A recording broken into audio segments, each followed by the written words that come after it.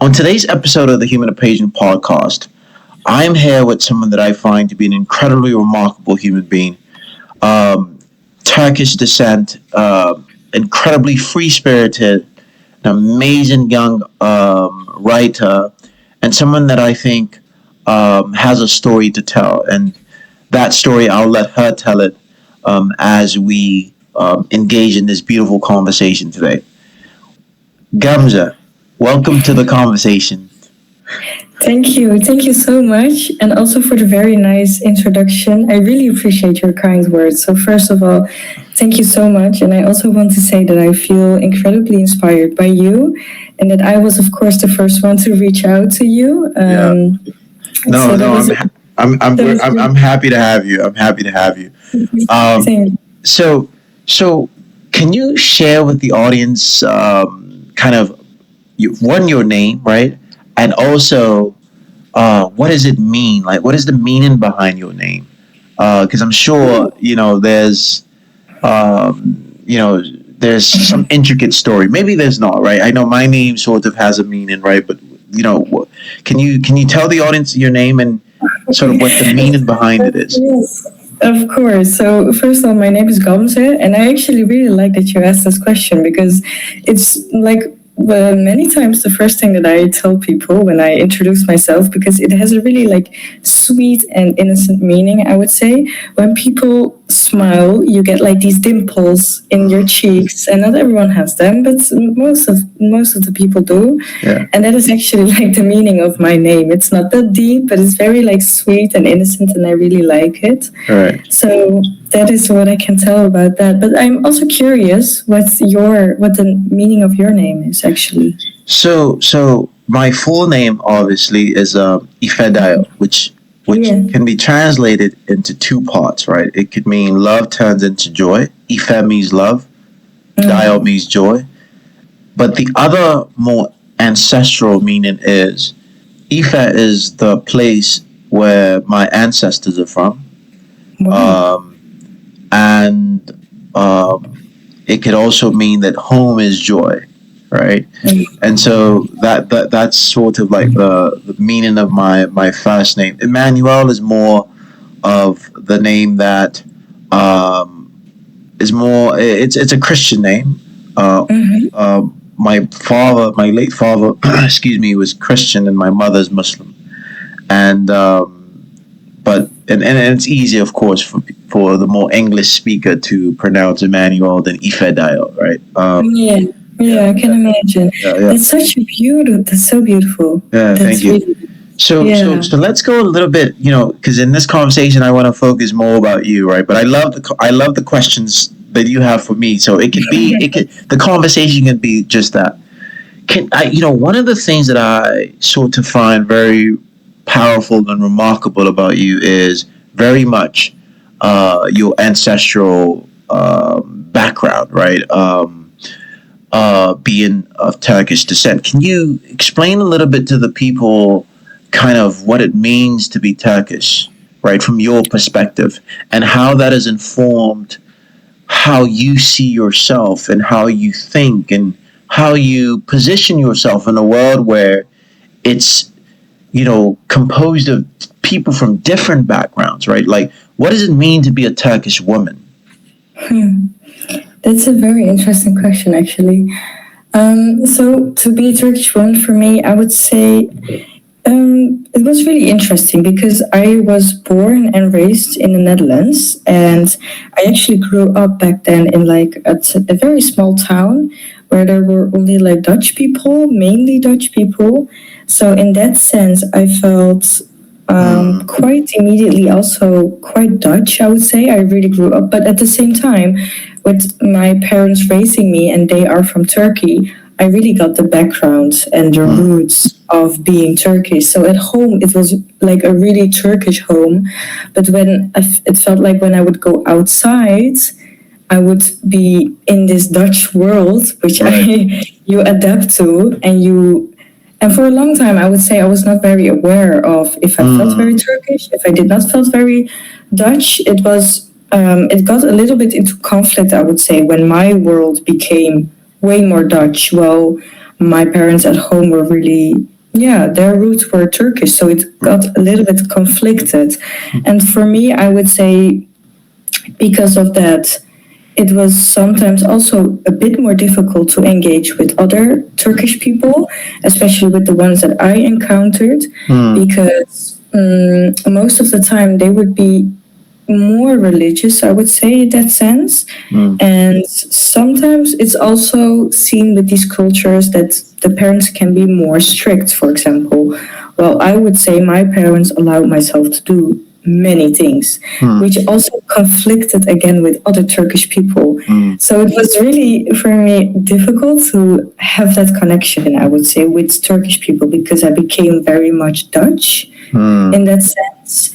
So it was quite difficult, I would say. It's more now that I become more aware of that I am, of course, having very strong Turkish roots. And this is also something I would really like to connect more with and that I feel quite disconnected from a little bit.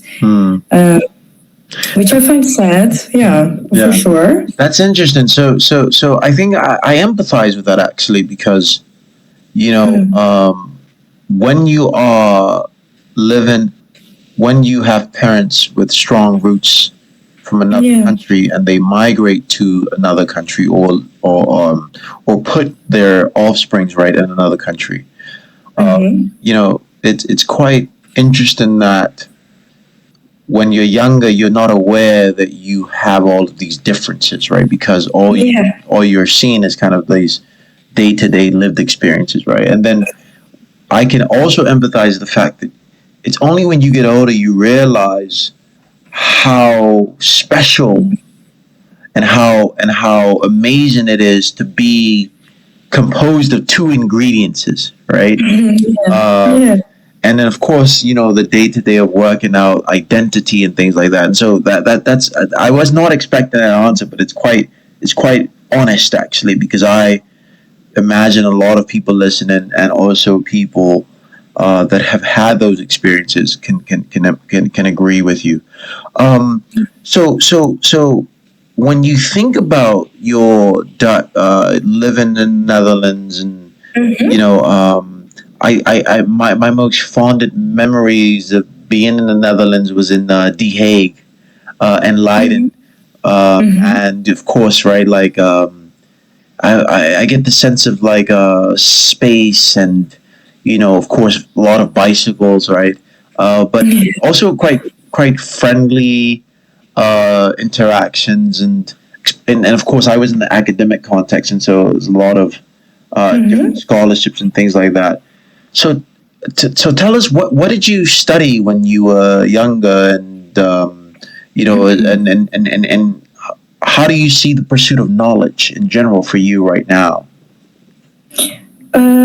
First of all, if I hope I can answer this correctly, like how you intended the question. Yeah. But I would say, first of all, Netherlands is very friendly. I really am so grateful that I had the chance to grow up here and to experience life here, because the people are at least the people in my environment were always very nice and willing to help me in that sense.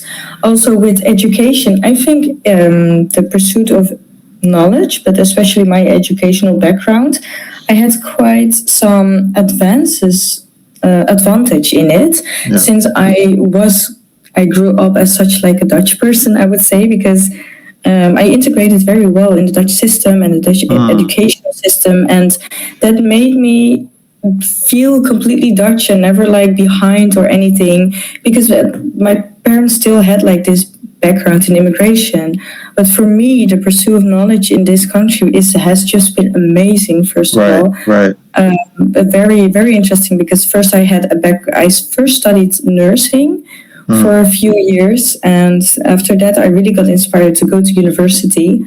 So I really took my chances, and I applied to university, and I remember not getting in first, which was like very devastating, and I kept on having hope and faith, and at the last moment I came through and I started studying psychology, which was really interesting. I would say, especially the university where I went to, which is Utrecht University, it's just a great university where there are so many chances of exploring and engaging with other researchers and having also, I don't know if it's because I also studied like psychology, because of course the teachers are somehow engaged in psychology. They know a lot about human behavior, so they also emphasize a lot with like their students. So I feel like the support that I also got while studying psychology was amazing, was tremendous, and I think that is also very important for a student to grow and to have an environment where they really stay curious and to pursue more knowledge even. Right, So right, to, right, right, to extend right, and expand. right. And so that pursuit of knowledge, I think, and this we're going to dive deep into the conversation, especially as it relates to your pursuit of writing books and stories. Mm-hmm. You know, when I think about writing, especially when I think about the conversations we've had offline, I think Mm-hmm. about people like Rumi. I think about Khalil Gibran, right? But I also think about other Turkish writers. One of several of them is Alif Shafak. I don't know if I'm Mm-hmm. pronouncing her name right. Shafak. Uh, Very prominent Turkish, British Turkish writer.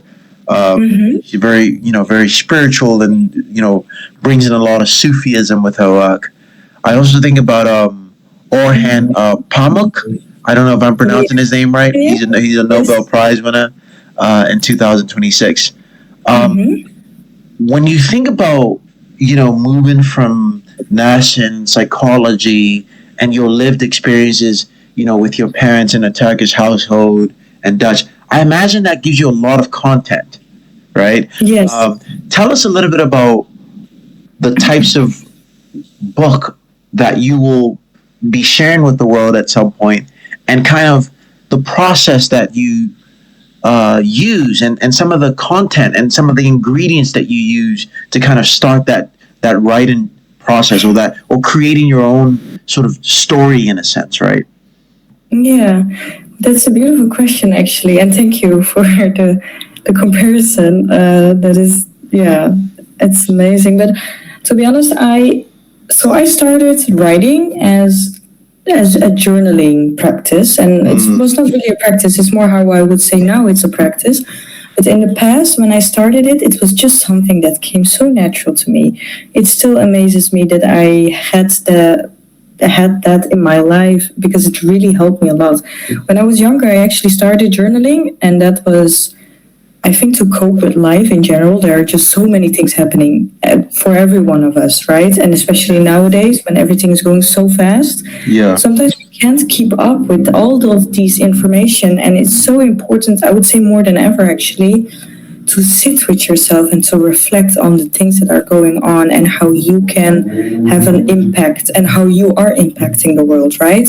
Right. Because with everything going on, it can also be feeling a little bit like helpless. Right. I think for me, with all the experience that I personally went through, I think I got into writing by actually feeling a sense of helplessness, which sounds kind of sad and deep, but it was very empowering actually. And I feel like I now molded into something I can use to empower for sure myself and also others.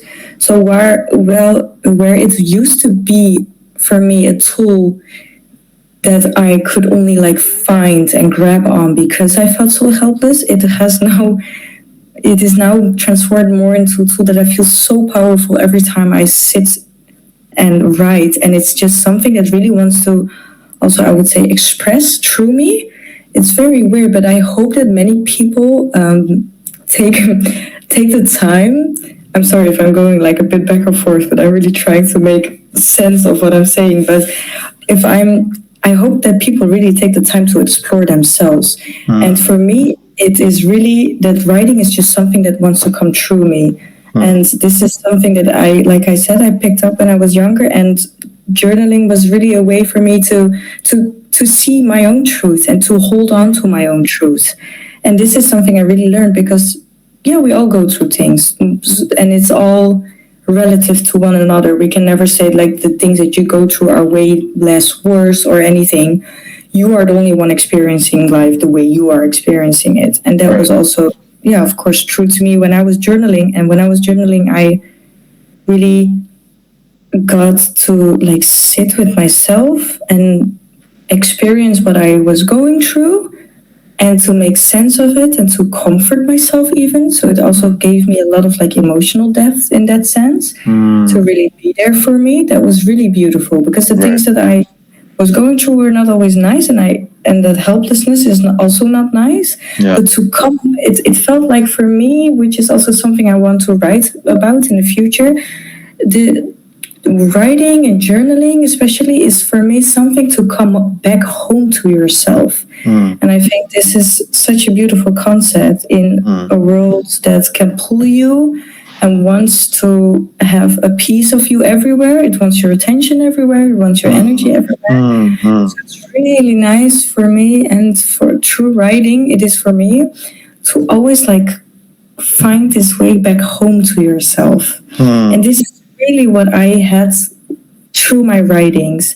Like whatever could happen, I always knew the path back home. I knew that I could trust myself through the writing because I was there for myself. If anything happened, you go and you write about it, and you're able also to like document your truth, and also to, and this is also what I find so beautiful, to document like the ugly days and also the beautiful days, right? That was also something so beautiful for me because sometimes we really want life always to be so nice and so amazing, and which is of course nice, but you have to first know how you define amazing. And for me, it was also amazing to go through my journal and see that I had extremely like bad days, and in the moment it felt extremely emotional and deep, and it would never get better. And I always came back also on the good days to really like speak to myself again from the past version, and I would say something like, hey, you see, we thought we would never get over this, or we would never recover from this, or life would not get better. And then I would write, see where we are now, don't give up. You could not see it in the moment, but you kept on going. And I think this is something that when I talk about it, I get so passionate about it because I can tell that you are quite passionate about it. I mean, honestly, listening to you, especially when you started speaking about this, is so powerful, and the way that you describe it is very unique, right? When you think about, well, when you talk about this idea of finding your way back home, right? I think what's interesting is that, for me, when I think about home, it's recently become more physical for me, but it's always been a concept, right? Some people would say home is where those that you love are. Some people tie home to a physical location, right? Maybe Netherlands or Nigeria, right?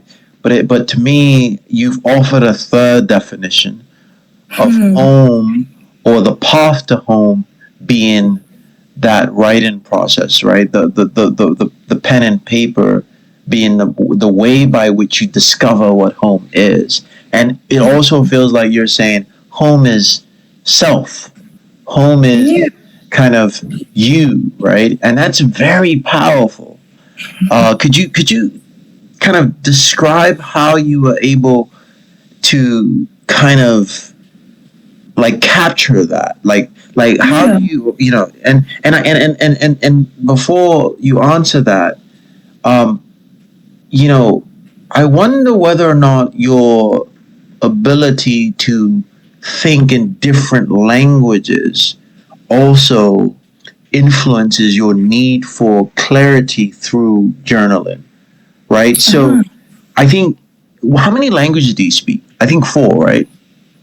Three, Three, right? So Dutch, Turkish, English, right? Yes. And I'm sure you're kind of conversational in German when you can't. Maybe similar to myself. So it's remarkable that you have all of these different ways of internalizing your thoughts, right? But yeah, Mm-hmm. like, so my question here is, how did you arrive at that kind of, you know, right in becoming the path by which you discover a home? Oh, that's really interesting. Gosh, that's an amazing question. That's really nice. Let me think about that. Actually, this is something that I was just thinking about before during the podcast, and it Yeah. was for me. It's also the writing. It's crazy, but it is for me when I really indulge in it, and which is not difficult for me. It's really I sit down and it just comes, Hmm. and I always feel this sense of like that there is no time and space anymore, that you are Hmm. really one with what you are doing. And this is more the indulging in the writing itself. It is Right. different, I would say, maybe from the concept of coming home to yourself, because for me coming home to myself is just it's a very interesting concept. And while I must be honest, like the last couple of months, I also reflected a lot on what is home for me in like more in a physical sense, Yeah. which is more to me. I would not describe it as home because I have developed like this other concept of home for myself. I would more describe that for myself as like laying my roots somewhere and just Hmm. creating that spot that I can like freely grow from as like a tree, but Right. I feel like coming home is like inside of me in a sense of like also like gaining back power inside of you, that knowing that wherever you are, whatever you are facing, the only thing is being safe inside of you. That is home. Because when I think of home is feeling secure, home is feeling safe, home is feeling joy, also sadness, playfulness, everything. I feel like the whole, but it's something I can always trust to come back home to. I know it's inside of me and I can trust that. Hmm. And it's really difficult to describe. I would Yeah, no, describe I it. think this is an interesting sort of. I've gotten. I think our audience and listeners definitely can take something from what you just said for sure in different ways, and I you've done think a I great can job maybe, explaining it. Okay. if I can maybe make like a better, like for example with nature. I feel like nature is always welcoming us. Hmm. The fast pace of life sometimes can make us forget that we can always come back home. And I feel like nature is always like this. Nature is always there. Nature is Hmm. always there for us to open her arms and for us to feel calm again. And I feel like I really got that inspiration from nature to really have that safe space within yourself. That is something I at least wish for everyone to experience. And I would say that I'm now maybe not so good to talk about, but I really hope that I can develop this concept better in my books because it's so powerful. Yeah, that's Yeah. just something I wanted to add. Let's before we get to the juicy parts of your book and kind of the things that you're working on. Um, I want to go back to something that you just said regarding uh, the suspension and almost like the clock stops, right? This idea of space and time kind Yeah. of stopping, right?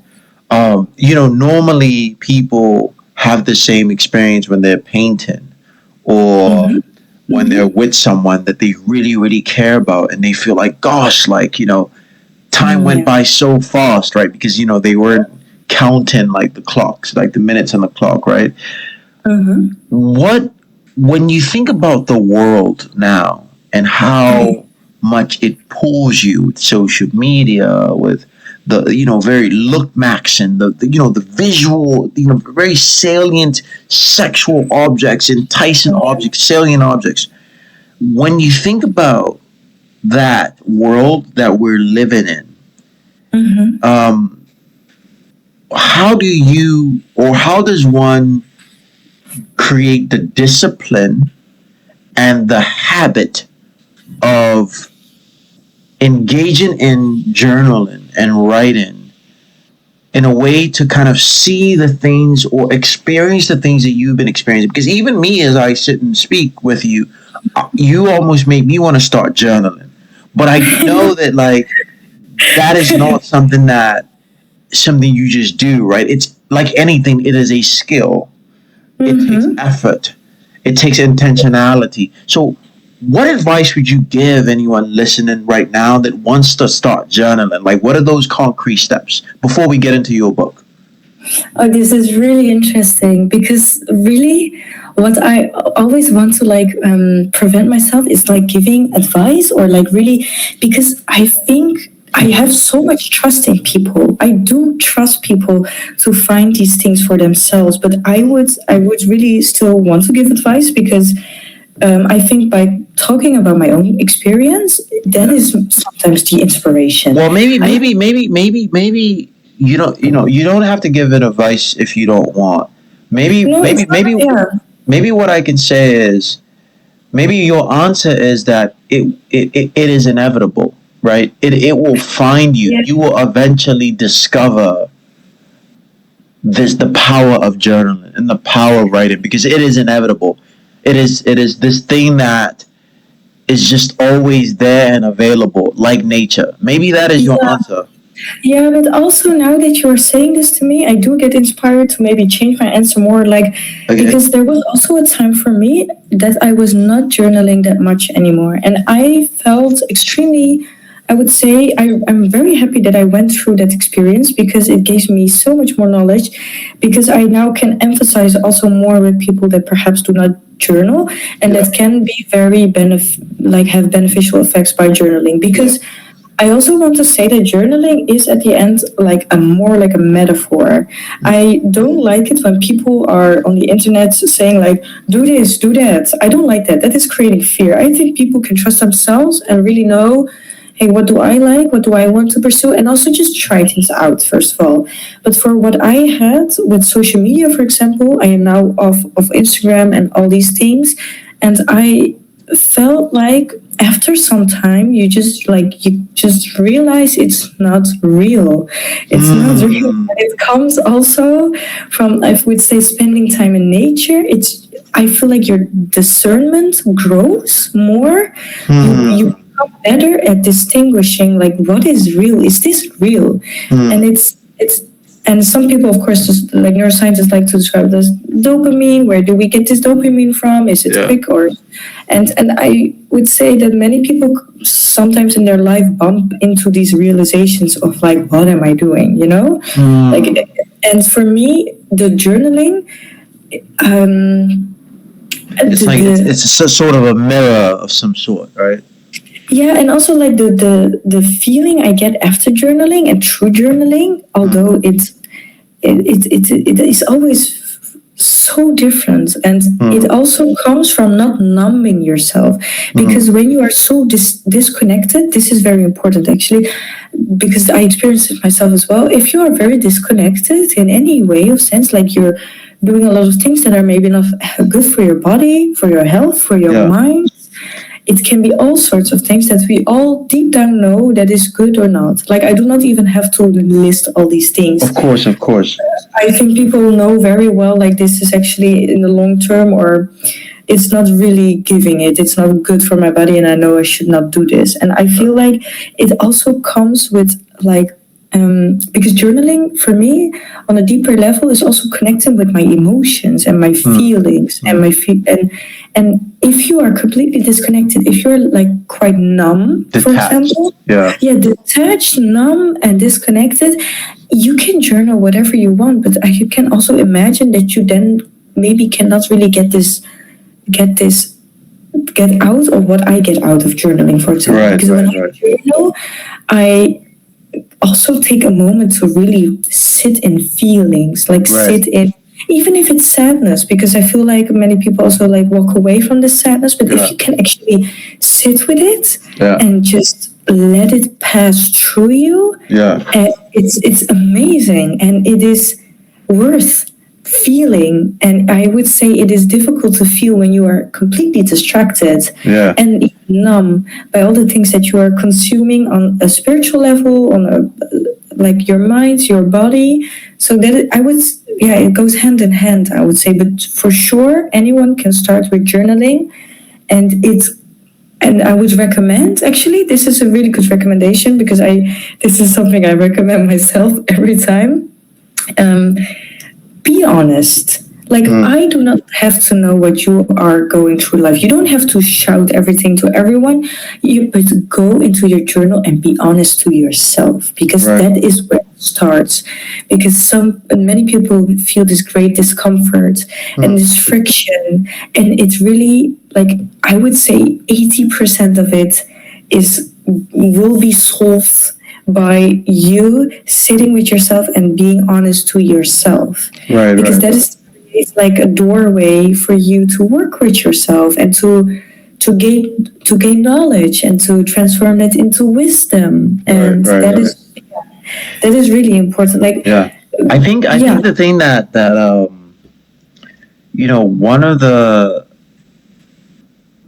one of many traits that I know about you, and it is I find it very like the class of people that I gravitate to are normally very courageous, right? And I think that even the tone of your voice, kind of your expression, right, and like you are an incredibly courageous person, and I think the things that you are saying, at least for me, requires a lot of courage, right? The ability to look at yourself in the mirror, the ability to confront yourself. And so I think, where did this courage come from? Where did this, perhaps you'll go back to journaling, right? But I just find it, I can imagine that when you go through many battles in your life, the courage builds, right? The confidence builds. You recognize that you can withstand it all. You recognize that you are a hero in your own story and so forth. Maybe I'll take that question back. Maybe let's go into to the book that you're working on. Can you tell us a little bit about the plot of your book, right? Just kind of fast forward a little bit. We're gonna move backwards, but kind of tell us a little bit about kind of like who are the main characters and where is the setting, right? Is it like, a guy looking for love, or is it a kid? Is it a kid that now is like a cyborg? He's like part AI, part human, right? Like, tell us a plot, like what's happening. Actually, is it in Turkey? Is it in the Netherlands? Right? It really doesn't really have a context, actually, because I do talk about, like, I'm sorry, like this power about journaling, I would say. So it's more like a storytelling book, rather than. So from the perspective, so it's more of a memoir or an autobiography. Yeah, I would say. I also do not like to say like a guide. Okay, I see. But I would say maybe it's closer to a guide. And really, I see. It's like I want the ending also to be for people to reflect on did you find home within, or like think about those questions. I see. So when I think about it, so it's more like when you think about your book, it's more like you kind of introducing yourself, and then kind of walking the reader through the process of the importance of journaling and how it helped you and how they should probably. Wow, that's going to be an amazing book. And I think that answers the question that I had before, where it's like, I imagine if I read a book about journaling, and in that reading, it required me to journal, that would be quite helpful, because it's like the person holding my hand. You know what I mean? Yeah. Oh, this is really interesting, because I think that is actually something that I wrote in the book, because I am also quite harsh in the book, I must say. Like harsh with softness, because that is, also what sometimes I needed in my life, and it's not always what other people need. So I really am trying to find a balance, because if you are too harsh, it can really trigger people into like the negative side. Yes, yes, People should not feel blame themselves. That is, yes. I do not want people to feel shame or blame. I just want people to shine upon their darkness as well, if they have any right now that they are Yeah, struggling with, and that and I really want them to know that that they can alchemize this darkness, for example, yeah, to really bring their own light, to really have their light, to spread their light, because we need people to be in their light now more than ever, to speak yeah. up, and it comes with fear. But I want to say in my book that on the other side of fear, there's only love. There is like more pursuing of the things that you feel great about. And yeah, I'm actually going off of topic, but No, I no, no. think It's fine. It's fine. It's fine. So, walk us through all those emotions, right? That you think people will feel when they sort of engage with your book, right? So, yeah, it yeah, seems like there's that initial confrontation with yourself, right? And yeah, then it feels like towards the end of that battle, it's self mm-hmm. love, right? And Yeah, it feels like yeah, maybe before you get to self love is the feeling of realization of home, right? yeah, Maybe between the feeling of home and the confrontation, there's that internal conflict and wrestling and struggling. So just walk us yeah, through that journey, yeah. of the emotions that, at least maybe you felt, but you think people will, because the thing is that when we think about something like Shakespeare, for example, right? Like, the reason why I think Shakespeare is so timeless is because it captures the human experience independent of your gender, your Yeah, age, your culture. And so we can make, I would like to think that, journaling has that same force where you go through the different stages that in a sense transcends who you are, what gender you are, what rate, what culture you belong from. So walk us a little bit through that journey.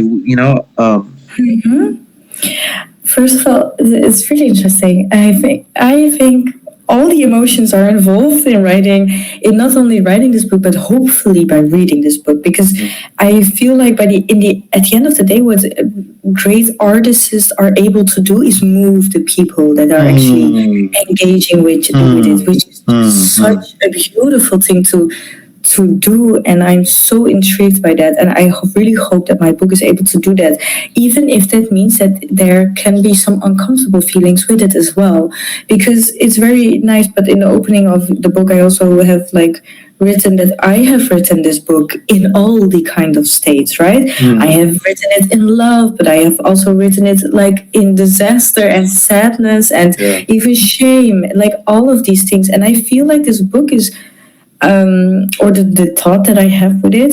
First of all, when I first started the book, it was really never my intention, like, oh, I'm going to write a book and I'm going to do this with it. It's very strange. The idea came to me and I wanted to express through me. And I feel like sometimes you do things that go beyond you. Like, you have to, like, Mm. go through these things that you want to express yourself, and that you want, yeah, that your soul wants to express itself through. And it can, I also said to myself, like, even if this book can inspire maybe one person or change one person their lives, I would write the book all over again, right? And I feel like the book goes through all these, it first starts off by actually acknowledging that there is a possibility that you are quite offshore of where your ship is going, right? Mm. Because we're all going through life, and I want to give people this power that they have over their own life, and if but that is the power that you have to take accountability for at the end of the day. You have to really realize that you are actually extremely powerful in this world, and that you have a lot of impact that you can make, and that you have so much strength. And this can also, I don't want to like scare people with this power, Yeah. because it's a bit difficult. So Well, I really, we definitely. I think many of the people listening, who, if they listen closely, and even when I listen to you closely, it's very clear to me, the courage, the cadence and the tone in your voice, the clarity in your words. Not to say that this clarity has always been there, right? But exactly. it feels very earned, right? The clarity Yeah. that comes off when you speak, and I think it's that accountability as well that you speak of, right? That Mm-hmm. confrontation with yourself, right? And these are all of these sorts of useful, grounded, foundational things that I think, you know, only Yeah. a rare group of people and a rare class of people will actually gravitate to. And so this book need not to be for everyone, right? No, You know what I mean? exactly. And Exactly. so to your point, even if it's only a group of people that appreciate and find it useful, that is enough, because I honestly think that your message is for a very, I don't want to use the word special, but for a class of people that can that instantly gravitate to the to the Yeah. to the to the to the to the mental requirements, right, Mm-hmm. needed to engage with it, right, and those mental requirements is the willingness to confront, the That willingness to is, be accountable, the yeah, that is the willingness and the understanding that there's beauty and hope and clarity at the end of this tunnel, right? And so for me, this makes perfect sense. Everything you're saying. this is so nice of you to actually mention, because also what nowadays it's also clickbait or whatever, but Yeah. many things are in the writing out, which I also want to say, I do not think this is like negative or something, because these things reach hopefully the right kind of people and also turn them on, right? So I Right. feel like everything is like aligning for people. And but what I do not want is in my book to write, this book will guarantee you this or this book will guarantee you that. I actually state in it that this book cannot guarantee you anything, because it's only up to you. I have no control over your attention. You can read the book while your mind is somewhere at the dinner of yesterday, for example. Like that, and that makes you not engage with the book. That makes you not maybe gain the knowledge that you want to gain from it. If you do not put the knowledge into practice, the book will be worthless. So I really like also write this book in the sense of like, I don't really care what the outcome is, because I know that I put in the effort to like bring it out, and that at the end I have no control over how people react to it or how they engage with it. Which I think is actually very powerful Yeah. in its on its own, to like say to people like, hey, this book, sure, it can inspire you. I hope people are willing to really like, be open to it. But at the end, I actually like the idea that you cannot guarantee people anything. They can do that for themselves. Yeah. That I think that's the most beautiful thing, to like promise yourself I can do this or to do anything in life. Yeah. And I One of the think things that yeah, I challenge yeah, it. one of the things that I miss about living in Europe is kind of this orientation to the world. What do I mean by that? Right? Like, you know, um, I want to be sure that I don't offend the any of my American listeners. But like when I live in America, it Mm-hmm. feels like someone's always trying to sell me something, Yeah, right? yeah, and And yeah, go ahead, go ahead. I'm with you. yeah, and of course, true, and it's. I think it's also a way to sell things, and I think, um, yeah, it works as well, Yeah, right? It it works. works. So It's great marketing and engineering, right? And yeah, one of the things that I know is that when you leave the context of America, especially the European context, it's about a return to a much more honest dealing with the self and relationships, right? Mm-hmm. And it's less noisy, right? As far as the other things, not to say that it's not getting noisier, right? But it's less Yeah. noisy. And so, what I really appreciate in kind of this idea of when you read this book is not to expect anything, or that I'm not trying to sell you anything, right? I am trying to Yeah. sort of express my truth. And you also mentioned that your initial intention was never to write a book. It kind of just fell out, right? It kind of just, you just kind of stumbled along across this sort of realization that perhaps you could share it, right? And Yeah. Exactly. Yeah. I think these are all kind of marks Mm-hmm. of an honest soul, right? These are Mm. all properties of a well-intended, well-intentional person, right? And the reason Yeah. why I can identify that in you is because much of what's in you is in me, and that's obviously Mm. why we connect Of so very course. well. And so I Mm. think it goes back again to this idea of, you know, those who know will know, right? And those who find the book, it was meant for them, right? And those who Yeah. find each other, right, are Yeah. meant for them, right? And I think Exactly. this is kind of that universal Mm. principle, that kind of thing that humans can't touch, but at the same time, it is what creates order, and it's what creates symmetry, and it's what creates beauty and honesty and all these sort of things, right? And so I Mm. definitely, once again, definitely, I'm on the same page with you as you talk about kind of your book and things. Let me ask you. Let's take a step back a little bit and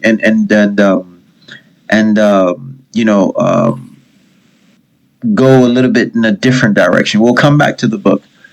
Um, what inspires you? And what do you find when you look into the world now? Not necessarily what has inspired you, but what currently inspires you now when you think about just your life as a young adult in the Netherlands. Like, what is the thing that inspires you the moment? Like, and how have you changed over the years? Oh, this is really interesting. It's a difficult question, I must say. So I recently moved back to the Netherlands, and I was for 8 months in Berlin, Okay. in Germany, which was really nice, really interesting. I had so many great people around me that were just so inspiring, and Yeah. um, yeah, it's really difficult for me to say what is really inspiring me. Actually, yeah, of I guess course, I guess life. you would say starting a new chapter Mhm. is right. So when you moved from Berlin down to London, I guess let me ask let me ask the question in a different way.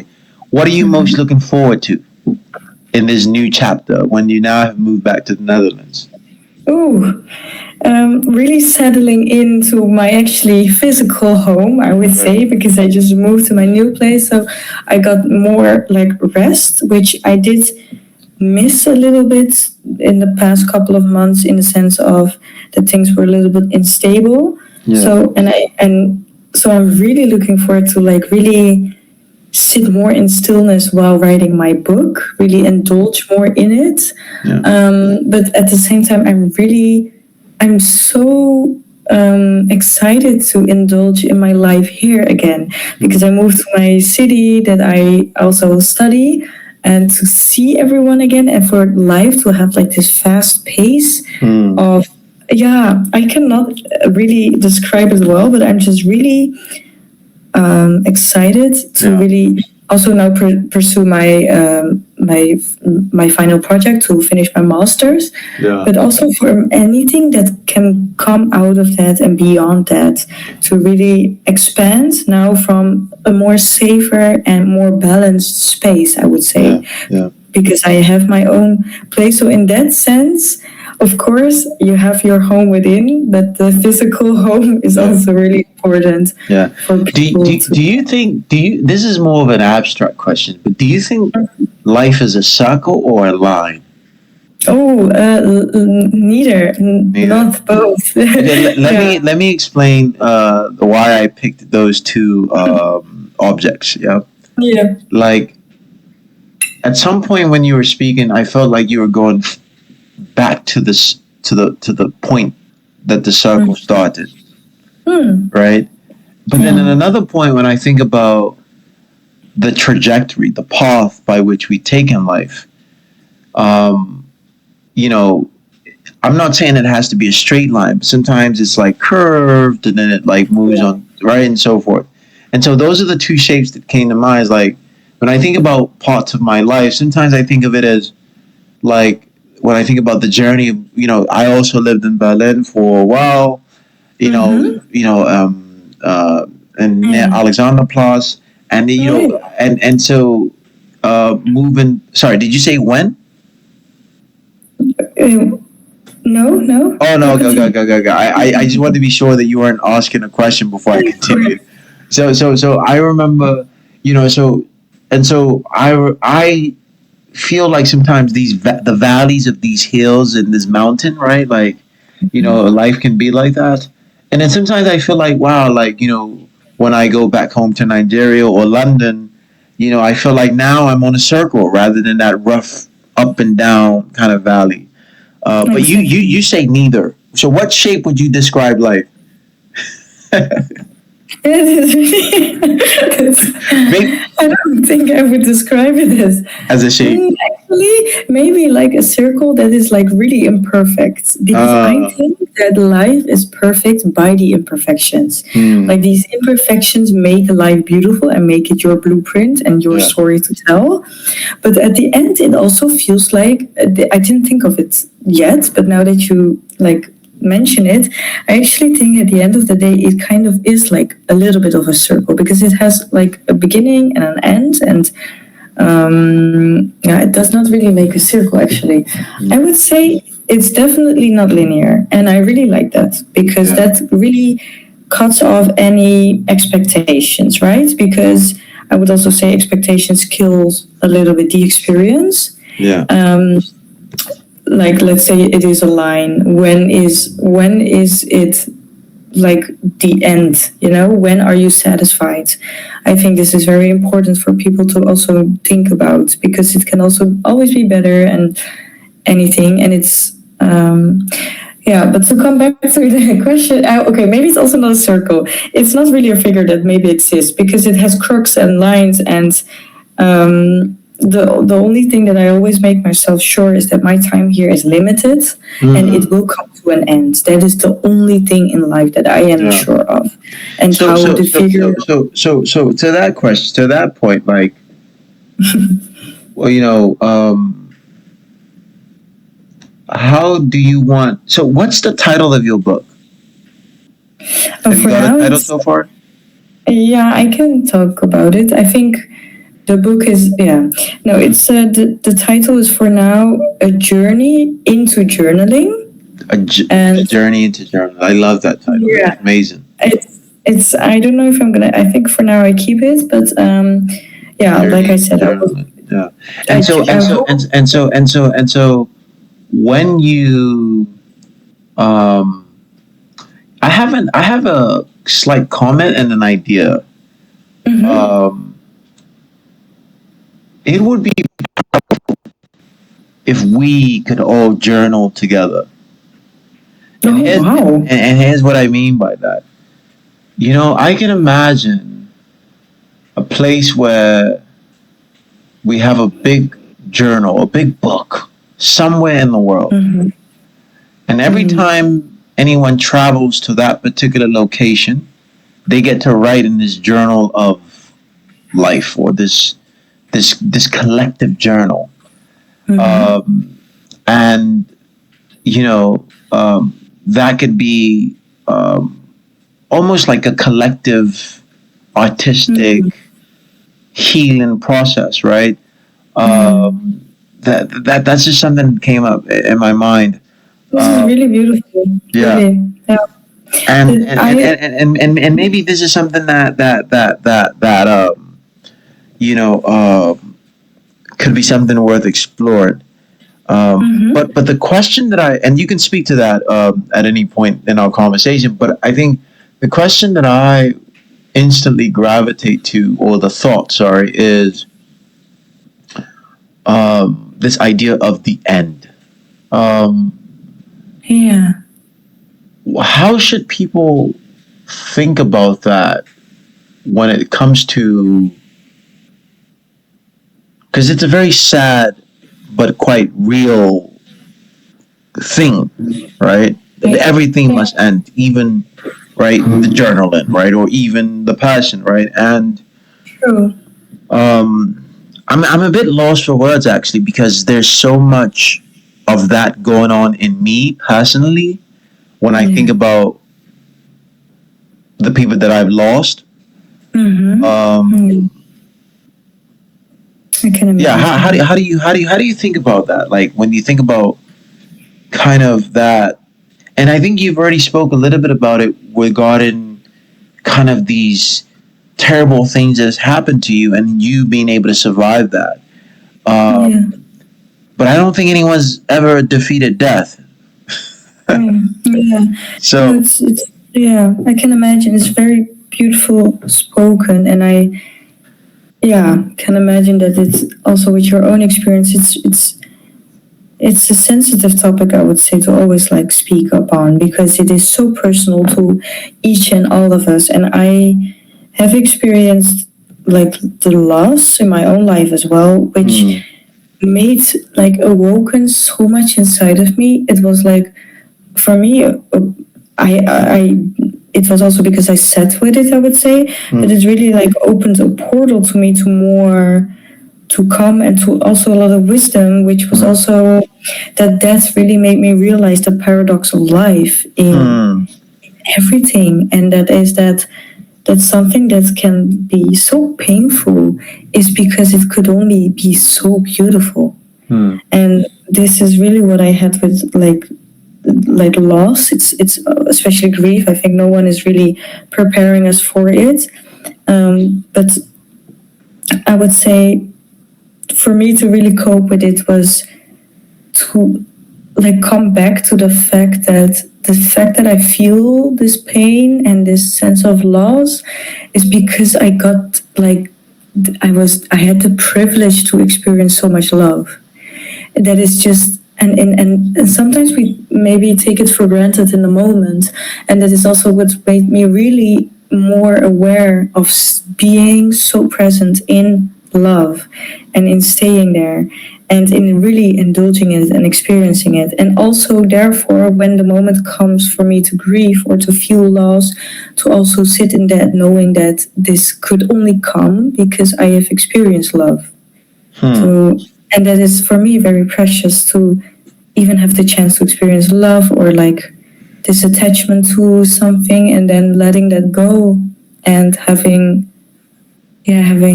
acceptance with it, which is not easy. It's never it's a process. But for me, I got so much hope, I would say, and and also clarity. and clarity and really like beauty out of it. But it is really also coming back to the paradox of life that is like if these very painful things can happen, it also means to me that there are very beautiful things that can happen as well, which Mm-hmm. gives always hope and faith to move forward for me. Right. And and to come back to like death in on its own, for Mm, me it is to realize that when my day will come, that I have, at least for myself, that I feel at peace when it because I know that I did the things that I wanted, right? right. Right. Because Right. yeah, for example, indulging in social media, that I do realize now my time is limited. And is this really at the end of the day, or like at the end of when my time comes, is that how I want to be remembered? Or is that how I want to have Yeah. been? So it's for us to, my last question to wrap it up. Yeah. and then of course you can end it off with if you have any questions or I also want people to know when the book will come out so we can so we can share at some point. But maybe you'll come back for part two when the book is ready. That would be amazing. Yeah. I think one of the beautiful things that I really like when I have these conversations with people is we go through these different experiences together, and I can reflect on all the different emotions that we've experienced together on this podcast, where it's a bit of sadness and we laughed and we confronted ourselves, and so I'm very thankful for you providing that opportunity for me to have these experiences with you, and I'm sure others that are listening as well are appreciative. My question is a question on legacy, right? What do you, when it's all said and done, hope to leave behind? How do you want people to remember you, or how do you want people to engage with your story, right? In all its facets, right? Answer it the way that you want, or even reinterpret the question the way that you want. But this notion of legacy, like how do you transcend death, right? How do you move beyond the end, right? If at all possible. Sometimes I feel like last night I had a really hard time sleeping, and that is typically accompanied with when I think about my dad and how something would spark kind of his memory, and I would get a sense of and then start to kind of feel his presence a little bit more, right? And so as I was trying to sleep, I would wake up like in the middle of the night, and I would, and it was pretty clear that like my autonomic system was like very hyperactive, right? Like, I was not calm and relaxed at all, right? And so, I often wonder, right? Like, does he live through me, right? Do we live through others? Are we expressing the energy and the forces, let's say, of those who help give birth to us and give life to us, right? And so, how do you think about all of that? Like legacy, remembrance, the people that we've been on this journey with, right? Like, what memory do we? Are we just a part of that larger memory, right? That speck in the sand, It's so deep and interesting, and it's something I would really want to spend more time thinking about, because this is just so personal. I would say everyone has like their own opinion about this, right? I would say that their energy carries on, and they can like give us the strength as well. I would really say that their presence can be felt in a sense of energy that gives us like this encouragement to keep on going, and that we're not alone, and that we are supported and guided. I would also say this is something I really like, this idea, and that we can take this inspiration and the strength of their energies, even in thought. And how I also think about it is how I would hopefully want to be remembered if I was, let's say, passed on. I hope that if my energy is like felt, that I make that person feel safe or warm, or maybe encourage the person with hope or inspiration or strength even, or just a warm hug, right?